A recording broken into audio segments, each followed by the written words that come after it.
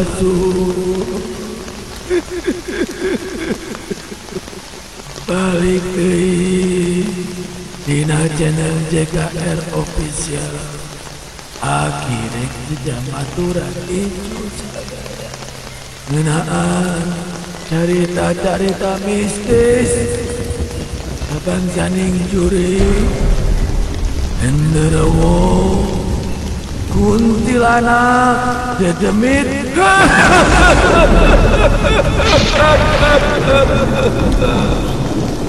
dan akhirnya berbeda Oma upamanya terjumpa kali wonti peti ulah sosorangan isi aya nu maturan itu kamu dan saukur di Jumat Kliwon tiba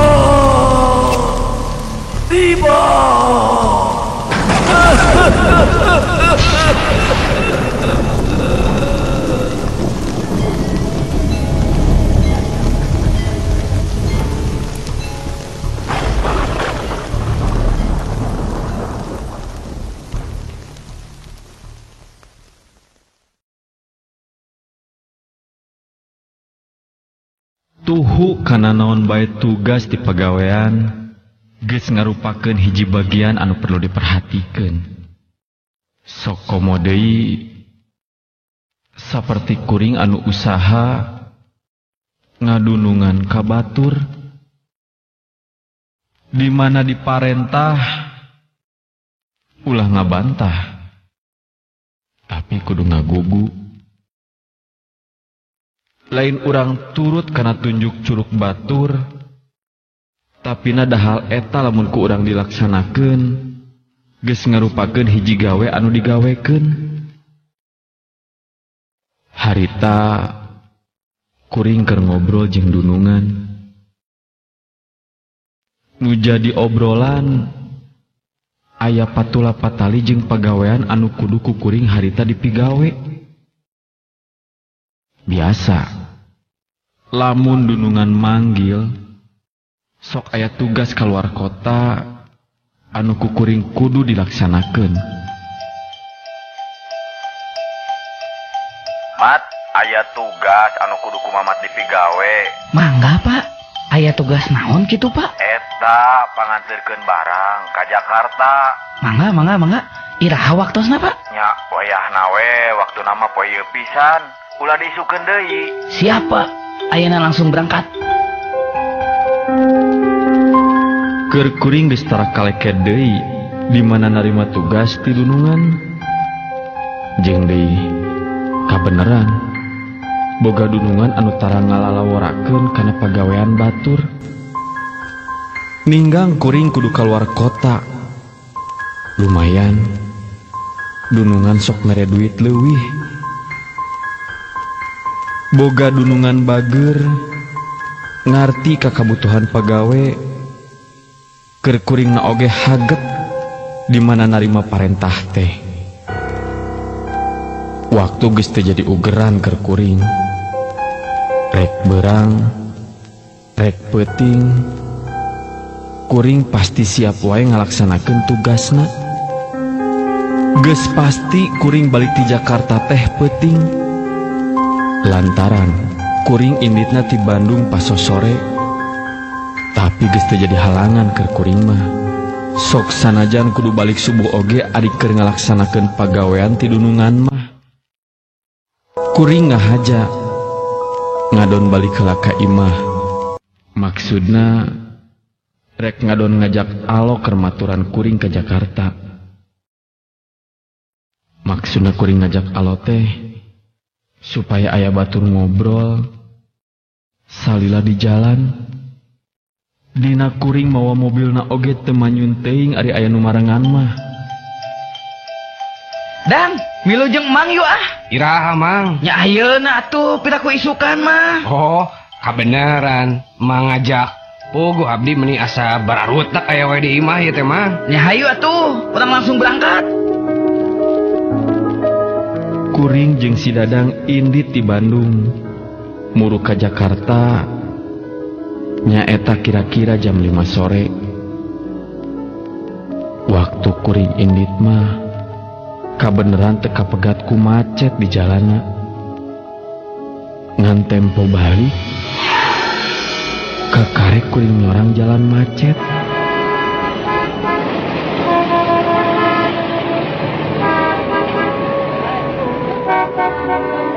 Jam 10 peuting kuring masih keneh aya di Jakarta. Jeung si Dadang ngadon dalahar heula ngeusian beuteung anu geus kukurubukan ti tadi keneh. Saberes dalahar, kuring jeung si Dadang oge neruskeun perjalanan balik.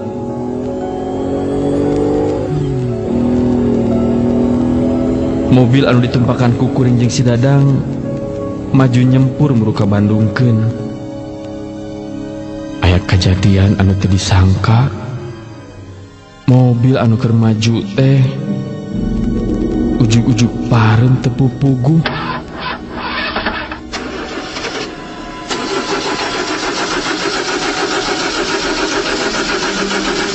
Kapaksa mobil ku kuring dikasisikeun heula. Maksud rek dipariksa. Nah kunaon? Tara-tara mobil bet mogok. Kajadianana kuring jeung si Dadang oge tarurun heula tina jero mobil.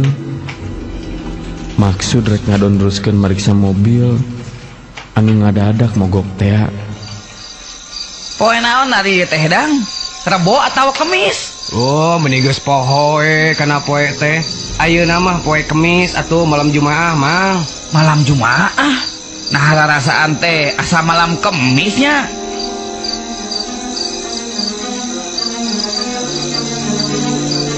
Sabot keur kuring aya di saluareun mobil.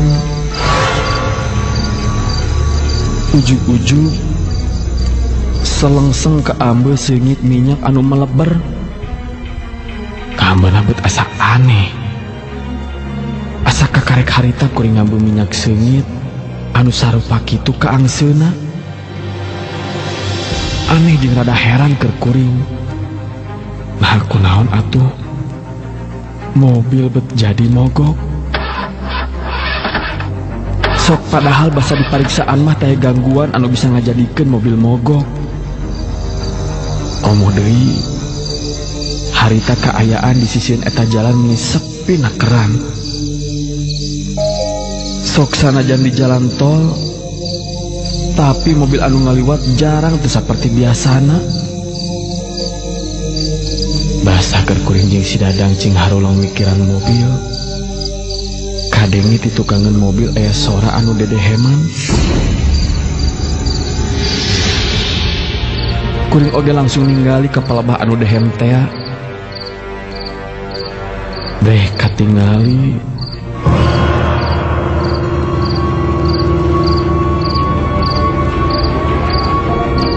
di satukangan mobil aya saurang kolot anu keur ngajantung. Panonna eta kolot mancon neuteup ka kuring. Teteupna seukeut. Dina ninggalina ka kuring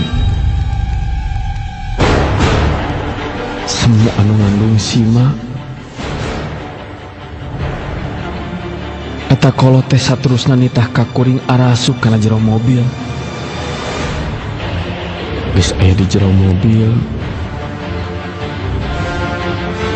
katingali eta kolot ngadon leumpang ngurilingan mobil.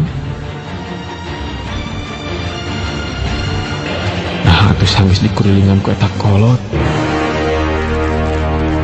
mobil teh jadi hirup deui teh sakara-kara.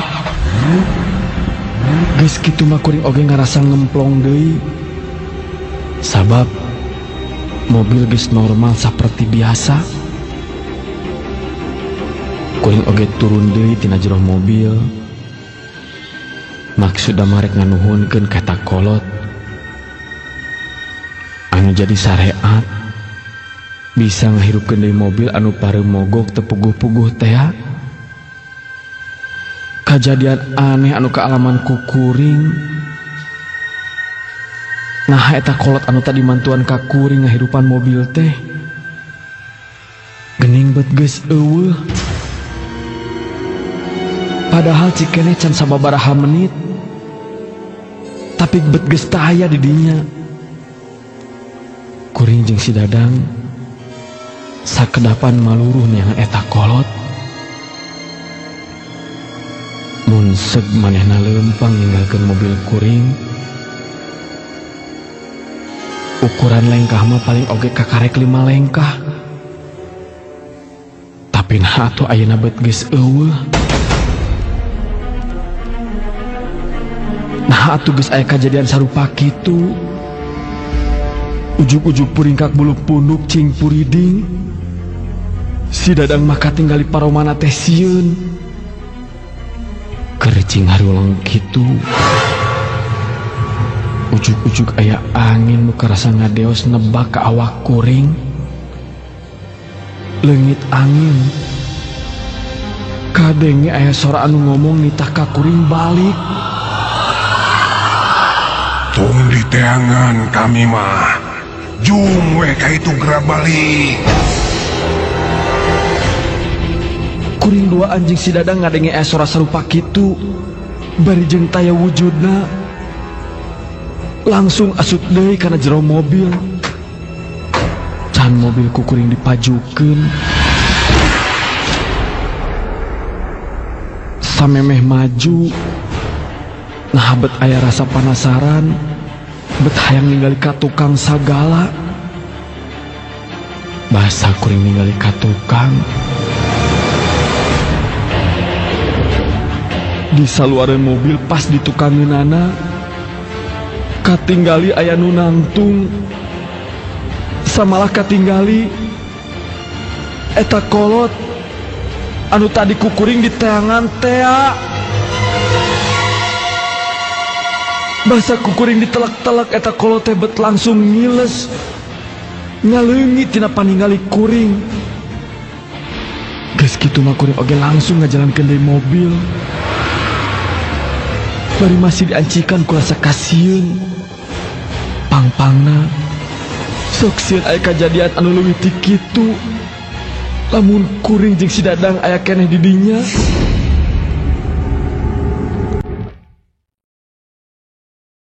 Kuring oge akhirna bisa balik ka imah bari kaayaan salamet. Ngan sabalikna ka imah kajadian aneh basa di jalan tol masih kena napel dina ingetan kuring. Tapi ka ayeuna pisan. Nah saha atuh eta kolot teh? Eta masih kena jadi pertanyaan keur kuring. Nepikeun ka kiwari.